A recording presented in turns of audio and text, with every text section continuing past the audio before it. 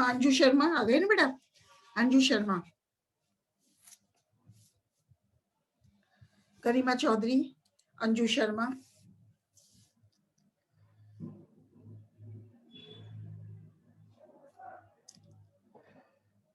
गरिमा चौधरी,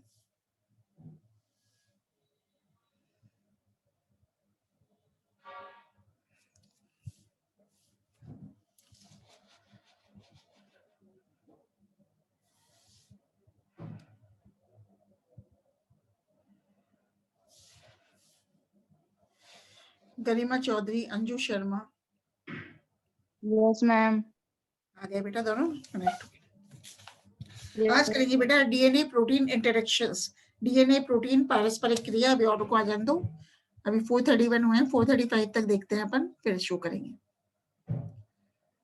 बस अब तो अपनी 3-4 क्लासें और बची है बेटा, फिर कोर्स खत्म हो गया, फिर आपकी जो प्रॉब्लम है वो ही पूछ लेना, अगर नहीं है तो कोई बात ही नहीं है, बस प्रैक्टिकल चल ही रहे। Yes ma'am. हाँ बेटा,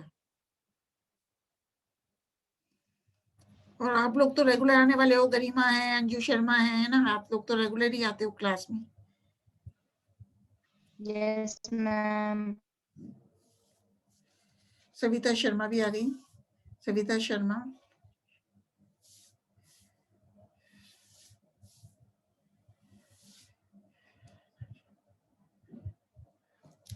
सविता शर्मा आ गई, खुशबू सिरोहिया भी आ गई। खुशबू सिरोहिया, ये तो फर्स्ट ईयर की है, आज तो है नहीं खुशबू सिरोहिया।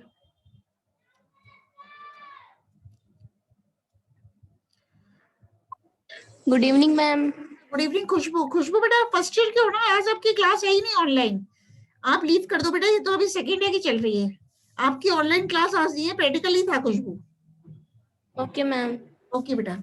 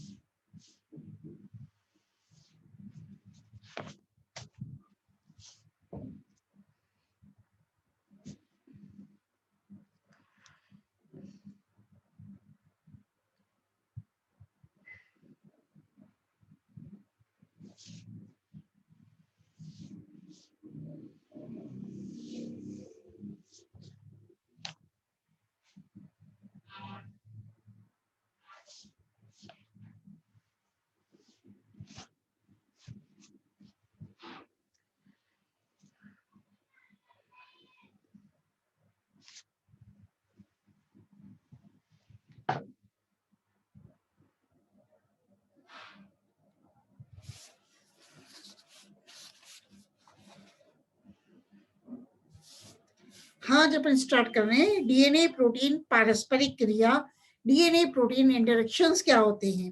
तो बेटा डीएनए प्रोटीन पारस्परिक क्रिया वह क्रिया है जिसमें डीएनए के जैविक कार्यों, विशेषतः जीन अभिव्यक्ति, जीन एक्सप्रेशन के नियमन के लिए एक विशिष्ट प्रोटीन डीएनए के अणु के साथ बाइंड करता है, गठबंधन करता है। सभी जीवों में जीन रेगुलेशन, जीन नियमन क्षेत्र में विशिष्ट डीएनए अनुक्रम पाए जाते हैं, जिन्हें डीएनए के नियमनकारी अनुक्रम, रेगुलेटरी डीएनए सीक्वेंसेस कहते हैं, जैसे रेगुलेटर जीन, प्रमोटर जीन तथा ऑपरेटर जीन आदि। ये जीन अनुलेखन, ट्रांसक्रिप्शन को भी नियंत्रित करते हैं। इन अनुक्रमों की क्रियाशीलता के लिए विशिष्ट नियामक प्रोटीन्स इनसे बंधित रहते हैं, जिन्हें ट्रांसक्रिप्शन फैक्टर्स कहते हैं। तो बंधित ट्रांसक्रिप्शन फैक्टर्स जीन अभिव्यक्ति को सक्रिय करते हैं, एक्टिवेट करते हैं, अथवा उसको दमित करते हैं, रिप्रेस करते हैं। अतः इस प्रकार इन विशिष्ट डीएनए अनुक्रमों तथा नियामक प्रोटीन्स के मध्य होने वाली पारस्परिक क्रिया डीएनए प्रोटीन पारस्परिक क्रिया कहलाती है। तो अपन किसकी चर्चा कर रहे हैं? DNA protein interactions. तो डीएनए की द्विकुंडलीय संरचना में उपस्थित बड़े खांच इस क्रिया को संपन्न करने के लिए उपयुक्त स्थान है। जैसे कि अभी मैं डायग्राम शेयर करूंगी। इस क्रिया के परिणाम स्वरूप विभिन्न ट्रांसक्रिप्शन फैक्टर्स डीएनए के खांच में विभिन्न ट्रांसक्रिप्शन फैक्टर्स डीएनए के खांच में दृढ़ता से बंधित हो जाते हैं। इसके लिए डीएनए तथा प्रोटीन की संरचना व उनके विभिन्न लाक्षणिक गुण उत्तरदायी होते हैं। एंजाइम डीएनए पॉलीमरेज जीन नियमन की क्रिया के लिए एक महत्वपूर्ण प्रोटीन है। अनुलेखन ट्रांसक्रिप्शन क्रिया के गहन अध्ययन से यह ज्ञात होता है कि जीन नियमन से संबंधित प्रोटीन्स विभिन्न स्थायी वलित मतलब फोल्डेड संरचनात्मक प्रतिरूपों में पाए जाते हैं, जिन्हें प्रोटीन अनुकल्प प्रोटीन मोटिव्स कहते हैं। ये प्रोटीन मोटिव्स डीएनए अणु के द्विकुंडल के बड़े खांच में दृढ़ता से इस प्रकार बंधित हो जाते हैं कि इनके विभिन्न क्षेत्र अपना अलग अलग कार्य संपन्न कर पाते हैं। इस प्रकार बंधने वाले प्रोटीन्स डीएनए बंधी अनुकल्प डीएनए बाइंडिंग मोटिव्स कहलाते हैं। अब एक स्लाइड शेयर करती हूँ आपको डीएनए बाइंडिंग मोटिव्स की। तो अपन का किसका चल रहा है? पूजा सामुटा भी आ गई। DNA binding proteins. तो ये देखना बेटा, ये जो चित्र दिखाया है वो क्या है? डीएनए की बड़ी खांच में स्थित प्रोटीन्स डीएनए के साथ पारस्परिक स्थल दर्शाते हैं। तो ये तो प्रोटीन है। तो डीएनए की बड़ी खांच में क्या है? स्थित प्रोटीन्स हैं, और जो कि डीएनए के साथ पारस्परिक स्थल दर्शाते हैं। तो यहाँ अपन पढ़ रहे हैं कि अब कौन सी स्ट्रक्चर अपन पढ़ेंगे? अब पढ़ेंगे डीएनए बाइंडिंग प्रोटीन्स के बारे में, डीएनए बंधी प्रोटीन्स के बारे में। तो वह प्रोटीन्स जो अनुलेखन के समय विशिष्ट डीएनए अनुक्रमों के साथ बंधित होकर अनुलेखन क्रिया को नियंत्रित करते हैं, जीन रेगुलेटरी प्रोटीन्स कहलाते हैं, जीन नियामक प्रोटीन्स कहलाते हैं। तो जीन नियामक प्रोटीन्स, जीन रेगुलेटरी प्रोटीन्स किसे कहते हैं?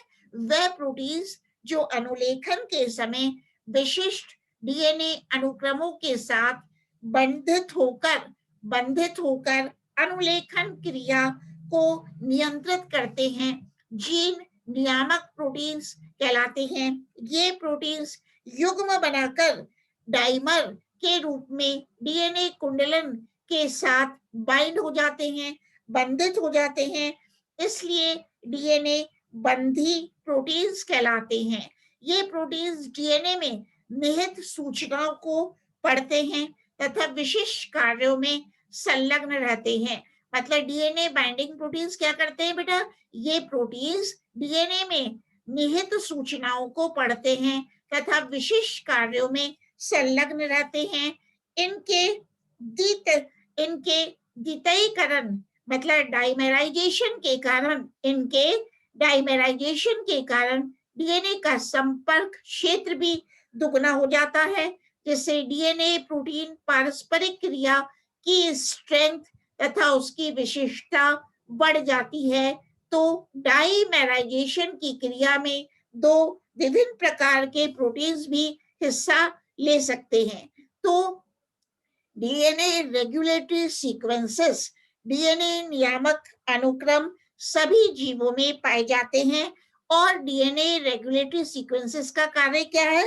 इनका कार्य अनुलेखन क्रिया का इनिशिएशन, उसे बढ़ाना एनहेंसिंग, तथा समापन टर्मिनेशन करना होता है।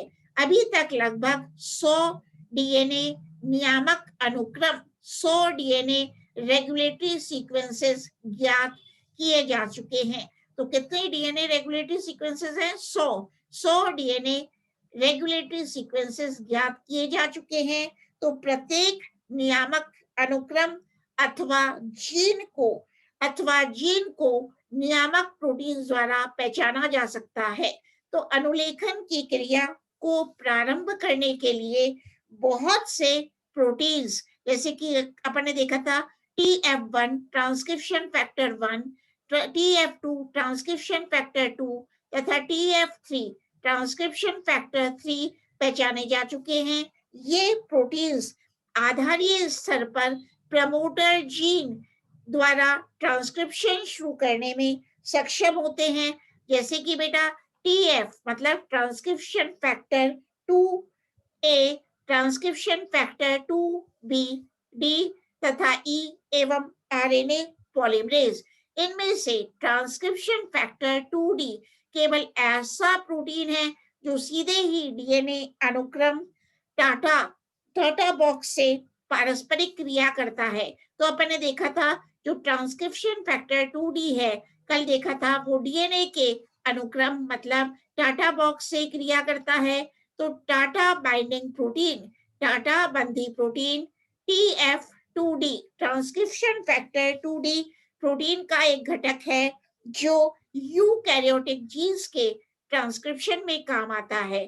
तो विभिन्न नियामक प्रोटीन्स अलग अलग न्यूक्लियोटाइड अनुक्रमों को इसलिए पहचानने में सक्षम हो पाते हैं क्योंकि वे डीएनए द्विकुंडलन की बड़ी खांच में अपने आप को दृढ़ता से समाहित कर लेते हैं। इसके पश्चात क्षारक युग्मों द्वारा आणविक संपर्क बनाकर एक श्रृंखला का निर्माण करते हैं। ये निम्नलिखित बॉन्ड्स द्वारा डीएनए के साथ डीएनए प्रोटीन पारस्परिक क्रिया करके जुड़ जाते हैं। एक तो है, पहला है हाइड्रोजन बॉन्ड, एक है आयोनिक बॉन्ड, तीसरा है हाइड्रोफिलिक इंटरेक्शन, जल विरागी पारस्परिक क्रिया। तो डीएनए प्रोटीन्स क्षारकों के किनारों पर जुड़ते हैं, किंतु उनके जुड़ने से क्षारकों के मध्य पाए जाने वाले हाइड्रोजन बॉन्ड्स को कोई हानि नहीं होती है। क्षारक युग्मन आपस में अच्छी तरह से बंधे रहते हैं। वैसे तो एक प्रोटीन क्षारक स्पर्श तो कमजोर होता है, किंतु 10 से 20 स्थानों पर दोनों के मध्य स्पर्श स्थापित होने से यह बंधन अधिक मजबूत हो जाता है। तो विभिन्न प्रकार के बंधी प्रोटीन्स, विभिन्न प्रकार के बाइंडिंग प्रोटीन्स तथा डीएनए के बीच होने वाली विशिष्ट पारस्परिक क्रियाओं के आणविक आधार के अध्ययनों से यह ज्ञात हुआ है कि डीएनए के विशिष्ट अनुक्रम बंधी प्रोटीन महत्वपूर्ण क्रियाओं जैसे रेप्लिकेशन, पुनर्योजन, रिकॉम्बिनेशन, तंतु कैची तथा ट्रांसक्रिप्शन में संलग्न रहते हैं। इसके अतिरिक्त कुछ सूत्रों का पृथक्करण व कोशिका विभाजन की अवस्थाओं के दौरान क्रोमेटिन सूत्रों के संघनन को भी नियंत्रित करते हैं। अब मेन तो अपन देखेंगे structural motifs of proteins. Protein के संरचनात्मक अनुकल्प कौन कौन से हैं, तो ये वाला अपन पढ़ेंगे। इसी पे क्वेश्चन आता है कि प्रोटीन के संरचनात्मक अनुकल्प के बारे में चर्चा कीजिए। Discuss about the structural motifs of proteins. तो फिर से वही वाली स्लाइड में डायग्राम की शेयर करती हूँ आपसे, तो देखना बेटा किसकी बात कर रहे हैं। प्रोटीन के संरचनात्मक अनुकल्प डीएनए के विशिष्ट अनुक्रमों को पहचानने व उनसे बाइंड करने के लिए जीन नियामक प्रोटीन्स को दो स्ट्रक्चरल मोटिव्स का प्रयोग करना पड़ता है, जो कि कौन कौन से हैं जो कि निम्न है। एक है बेटा zinc finger motif, zinc finger अनुकल्प। दूसरा है हेलिक्स टर्न हेलिक्स अनुकल्प helix turn helix motif HTH motif. इनके अतिरिक्त अन्य अनुकल्प जैसे एक है ल्यूसीन जिपर, HMG बॉक्स आदि। ठीक है, तो अपन इसकी अभी चर्चा करेंगे। सबसे पहले किसकी चर्चा करते हैं अपन, एक इसकी स्लाइड पे दिखा रही हूँ, इसकी चर्चा करते हैं। एक है फर्स्ट है जिंक फिंगर मोटिफ की चर्चा मैं करने जा रही हूँ, डिस्कशन करने जा रहे हैं। तो जिंक फिंगर अनुकल्प कुछ पादपों में तथा ड्रोसोफिला मक्खी के क्रूपेल क्रूपेल ड्रोसोफिला मक्खी के क्रूपेल प्रोटीन व ईस्ट के ADRI प्रोटीन में मिलते हैं। तो बेटा जिंक फिंगर मोटिफ अनुकल्प हायर प्लांट से मिलते हैं तथा ड्रोसोफिला मक्खी के क्रूपेल KRUPPEL क्रूपेल व ईस्ट के ADRI प्रोटीन में मिलते हैं। और जिंक अनुकल्प एक जिंक मोटिफ क्या है, एक छोटा प्रोटीन संरचनात्मक अनुकल्प है जिसमें एक या एक से अधिक जिंक आयंस मिलकर वलय को स्थिर करते हैं। क्या, जिसमें एक या एक से अधिक जिंक आयंस मिलकर वलय को स्थिर करते हैं। और इस अनुकल्प में मतलब जिंक फिंगर मोटिफ में जिंक आयंस पर amino acids proteins amino acids out looping के रूप में स्थित होते हैं तथा अंगुली जैसी संरचना के रूप में दिखाई देते हैं। देखो बेटा ये एक स्ट्रक्चर में दिखा रही हूँ, ये क्या है, डाइमर फॉर्मेशन है, डाइमर फॉर्मेशन है और DNA बाइंडिंग है। तो ये जिंक देख रहे हो आप डायग्राम में, तो ये दिखा रही हूं मैं आपको। एक है स्टीरॉयड ग्राही के दो फिंगर में DNA बंधन व डाइमेराइजेशन स्थल। तो ये है ग्लूकोकॉर्टिकॉइड रिसेप्टर, ये है एस्ट्रोजन रिसेप्टर। तो कहने का मतलब क्या है जो मैं समझा रही हूँ, फिगर 3.7a इसको देखना आप, जो ऊपर वाला मैं दिखा रही हूँ आपको। अभी एक फिगर ऊपर चला गया जिसका है जिसको क्या समझा रहे हैं आपने, जिंक का समझा रहे हैं विभिन्न DNA बंधी डोमेन्स। तो ये दिखा रही हूँ मैं, जिंक है, क्या बता रही हूँ। अब वापस से इसको करते हैं।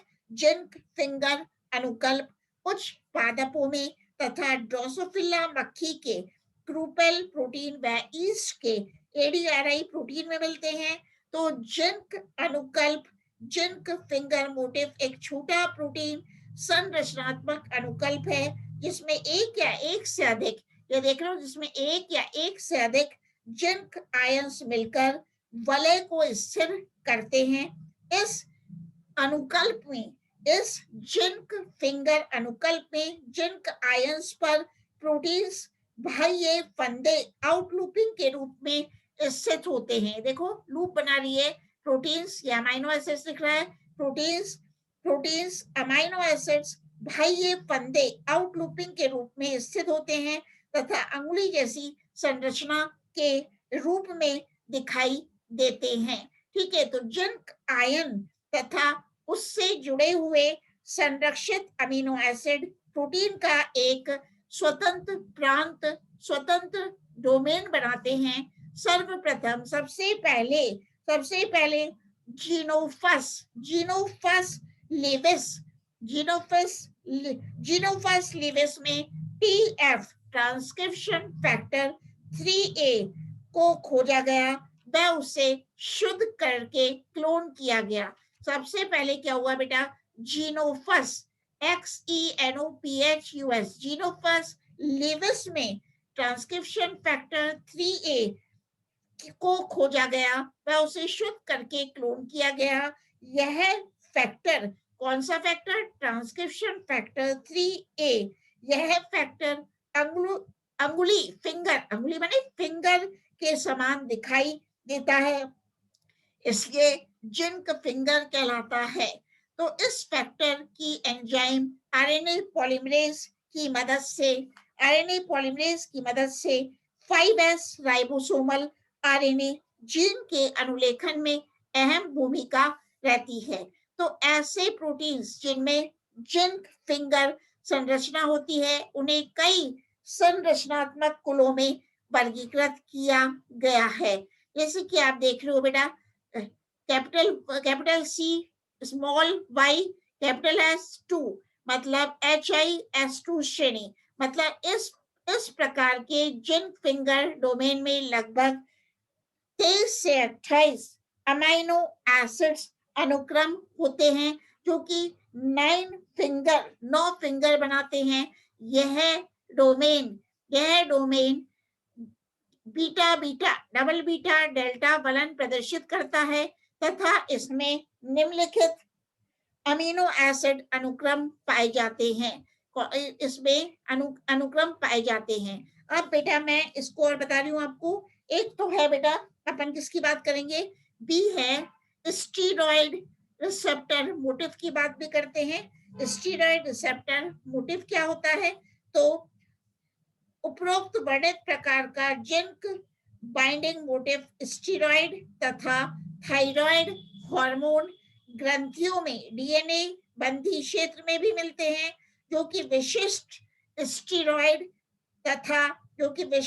स्टीरॉयड हार्मोन से जुड़कर या तो जीन अभिव्यक्ति को सक्रिय कर देते हैं अथवा रोक देते हैं। अब अपन बात करते हैं helix turn helix HTS motive की। तो प्रोटीन्स में HTS क्या है, हेलिक्स टर्न हेलिक्स एक प्रमुख संरचनात्मक अनुकल्प है जो कि डीएनए से बंधित होने की क्षमता रखता है। इस अनुकल्प में दो अल्फा हेलिक्स एक छोटे अकुंडलित अमीनो एसिड्स द्वारा निर्मित क्षेत्र द्वारा जुड़ी रहती हैं। तो अपन फिगर देखेंगे अभी। ये देखो, इसमें है डीएनए की बड़ी खांच में बंधित होमियो डोमेन प्रोटीन अनुकल्प। तो ये अपन देखते हैं किसका बता रहे हैं, हेलिक्स टर्न हेलिक्स मोटिव। तो प्रोटीन्स में HTH हेलिक्स टर्न हेलिक्स अनुकल्प एक प्रमुख संरचनात्मक अनुकल्प है जो कि डीएनए से बंधित होने की क्षमता रखता है। इस अनुकल्प में कौन से अनुकल्प में, हेलिक्स टर्न हेलिक्स अनुकल्प में दो अल्फा हेलिक्स एक छोटे अकुंडलित अमीनो एसिड्स द्वारा निर्मित क्षेत्र द्वारा जुड़ी रहती हैं। इस प्रकार का अनुकल्प बहुत से प्रोटीन्स जो कि जीन अभिव्यक्ति का नियमन करते हैं उनमें पाया जाता है। अतः यह का मतलब है, अतः हेलिक्स टर्न हेलिक्स अनुक्रम उनके डीएनए बंधी प्रोटीन्स में पाया जाने वाला संरचनात्मक अनुकल्प है। मतलब क्या है ये, अतः ये उनके डीएनए बंधी प्रोटीन्स में पाया जाने वाला संरचनात्मक अनुकल्प है। यह मुख्य रूप से ड्रोसोफिला के एंटीनापीडिया प्रोटीन्स कहाँ पाया जाता है, हेलिक्स टर्न हेलिक्स अनुकल्प ड्रोसोफिला के एंटीनापीडिया प्रोटीन्स व ईस्ट के ट्रांसक्रिप्शन नियामक प्रोटीन्स व बैक्टीरिया तथा एंटीराइनम पौधों में मिलता है। किसमें मिलता है, एंटीराइनम पौधों में भी मिलता है। तो अपन ये लिख सकते हैं, helix turn helix motive Drosophila के एंटीनापीडिया प्रोटीन से पाया जाता है, ईस्ट के ट्रांसक्रिप्शन नियामक प्रोटीन से पाया जाता है, बैक्टीरिया में पाया जाता है तथा एंटीराइनम पौधों में भी मिलता है। तो प्रोटीन HTS का मतलब helix turn helix motive, helix turn helix motif को सर्वप्रथम जीवाणु में खोजा गया था। किसमें खोजा गया था? बैक्टीरिया में खोजा गया था। यह दमनकारी प्रोटीन्स, रिप्रेसर प्रोटीन्स में भी पाया जाता है तथा यूकैरियोट्स में हेलिक्स टर्न हेलिक्स मोटिफ तथा यूकैरियोट्स में हेलिक्स टर्न हेलिक्स मोटिफ लगभग 20 अमीनो एसिड्स लंबा होता है। इसी प्रकार फल मक्खी ड्रोसोफिला मेलानोगास्टर में बहुत से होमियोटिक जीन्स पाए जाते हैं। इस मक्खी, कौन सी मक्खी? ड्रोसोफिला मेलानोगास्टर फल मक्खी के परिवर्धन को प्रभावित करते हैं। मतलब फल मक्खी ड्रोसोफिला मेलानोगास्टर में बहुत से होमियोटिक जीन्स पाए जाते हैं, होमियोटिक जीन्स पाए जाते हैं और इस मक्खी के परिवर्धन को प्रभावित करते हैं। तो इन जीन्स में 60 अमीनो एसिड्स द्वारा निर्मित एक अधिक संरक्षित प्रोटीन क्षेत्र पाया जाता है जिसे होमियोबॉक्स अथवा होमियोडोमेन कहते हैं। यह क्षेत्र डीएनए प्रोटीन पारस्परिक क्रिया के लिए माध्यम का कार्य करता है, अर्थात डीएनए को पहचानता है, अर्थात ये डीएनए को पहचानता है।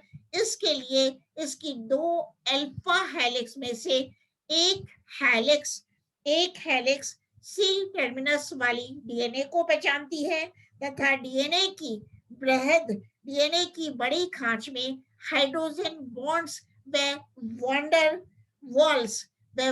वॉल्स अंतर क्रियाओं द्वारा बन जाती है।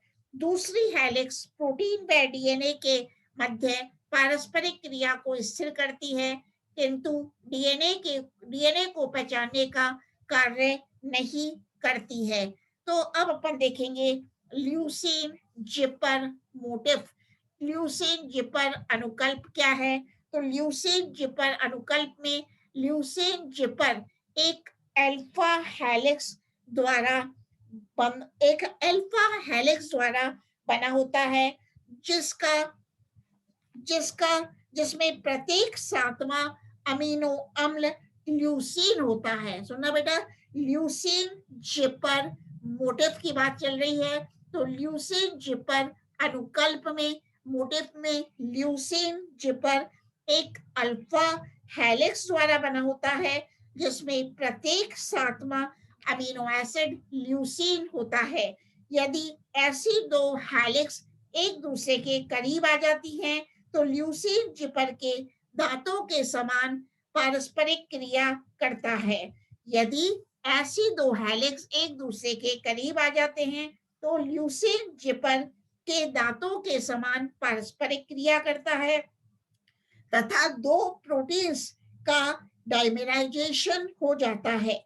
जब ये डीएनए से बंधित होता है तो क्षारीय अमीनो अम्ल रेसिड्यू तो शर्करा फॉस्फेट रीढ़ से बंधित हो जाता है, जबकि अल्फा हेलिक्स बृहद खांच में अवस्थित रहती है। यह भी जीन अभिव्यक्ति को नियंत्रित करता है। तो अपन देखते हैं ल्यूसीन जिपर मॉडल। ये क्या दिखाया है? ल्यूसीन जिपर अनुलेख, ल्यूसीन जिपर मॉडल दिखाया हुआ है ये, ठीक है। ये है ल्यूसीन रेसिड्यूज, एक है सब यूनिट 1 सब यूनिट 2। तो ल्यूसीन जिपर अनुलेख, ठीक है, ये दिखाया हुआ है। ये डायग्राम में साफ दिख रहा है बेटा। यह डीएनए बाइंडिंग अनुलेख 2 भिन्न प्रोटीन से प्राप्त 2 अल्फा कुंडल alpha helix from 2 different protein से बनते हैं। अब बात करते हैं लास्ट HMG बॉक्स। क्या है HMG बॉक्स? क्या होता है?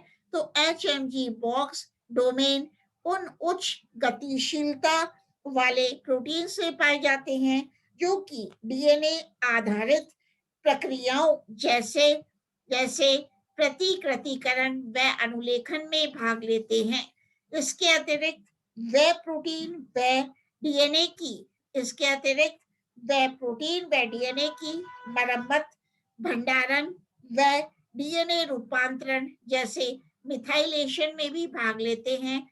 यह मतलब एचएमजी बॉक्स डोमेन यह एक मिनट, एक स्लाइड और शेयर कर रही हूँ, अभी स्टॉप हो गई बेटा, एक स्लाइड वापस ले रही हूँ इसी को मैं।